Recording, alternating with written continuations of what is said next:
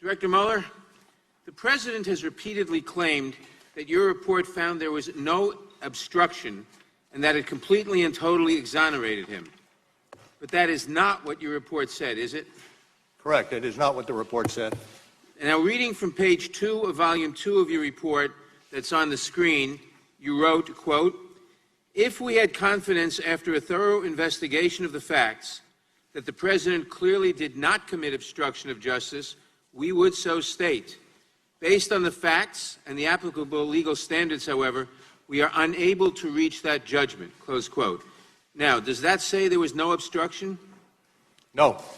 In fact, you were actually unable to conclude the President did not commit obstruction of justice. Is that correct? Well, we, at the outset, determined that we, when it came to the President's culpability, we needed to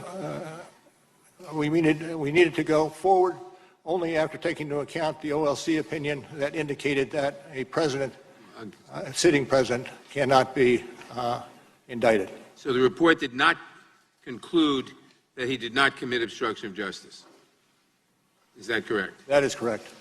And what about total exoneration? Did you actually totally exonerate the President? No.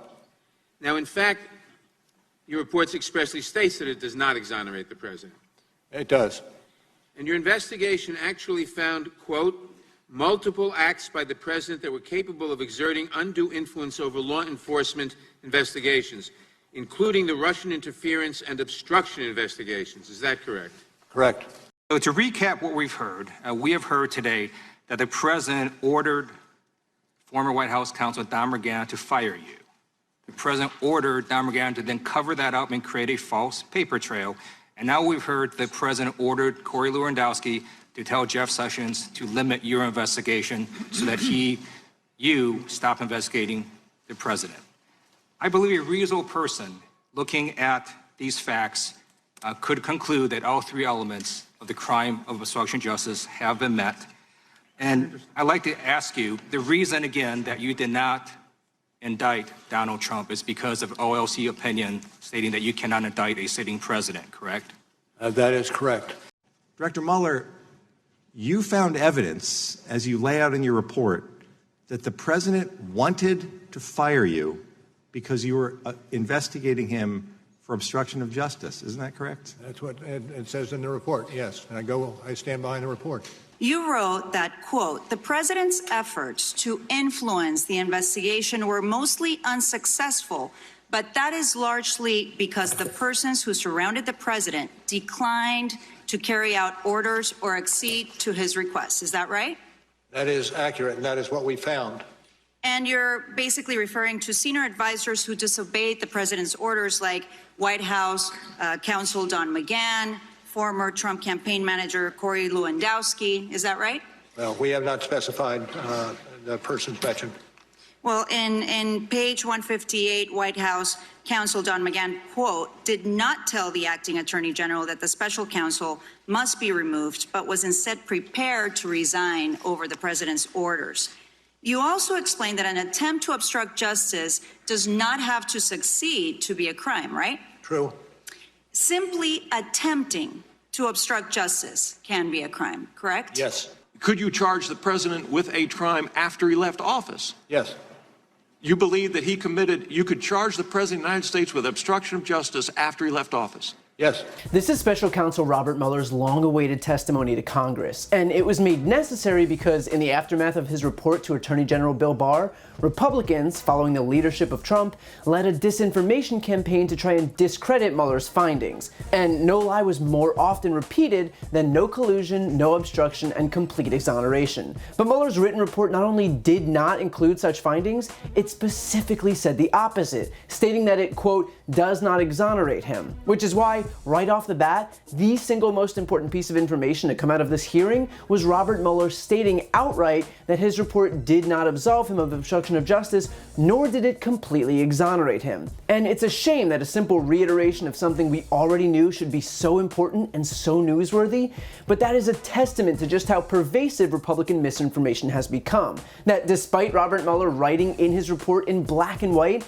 that Trump is not exonerated, that the principal talking point on the right has has somehow become that Mueller has exonerated Trump. To even pretend that the GOP is acting in good faith then couldn't be further from the truth. From there, another talking point demolished by Representative Ted Lieu, among others, is this notion that Trump is innocent because he wasn't charged by Mueller.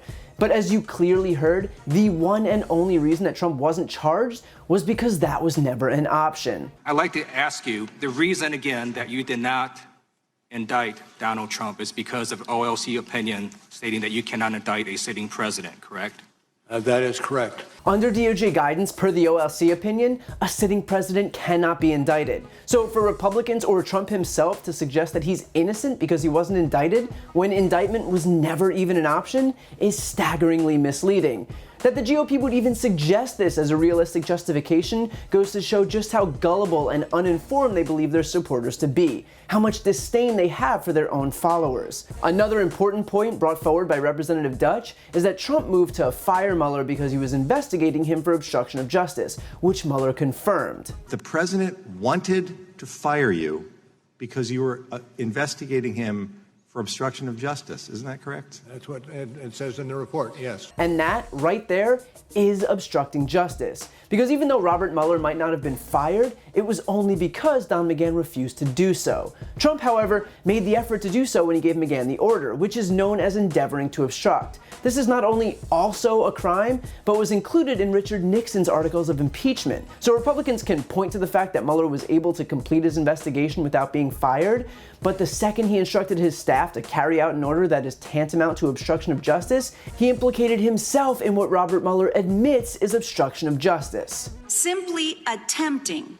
to obstruct justice can be a crime, correct? Yes. But the most telling moment was completely unscripted and came from a Republican lawmaker, Ken Buck, who asked Mueller if Trump could be indicted for obstruction of justice after he leaves office, to which Mueller answers unequivocally twice that he believes Trump can be. You believe that you could charge the President of the United States with obstruction of justice after he left office? Yes. And I suppose Buck was expecting a different answer, which goes to show, again, just how pervasive Republican misinformation has become, that even a sitting congressman thought that in the aftermath of an investigation which concluded that Trump was involved in 10 instances of obstruction of justice, and it was only due to DOJ guidance that he wasn't indicted, that he was still innocent. And hopefully after hearing it from Robert Mueller himself, Representative Buck and the rest of Trump supporters watching at home will realize that if they're interested in the truth, they'd be better off disregarding Trump's desperate tweets and start paying attention to the facts.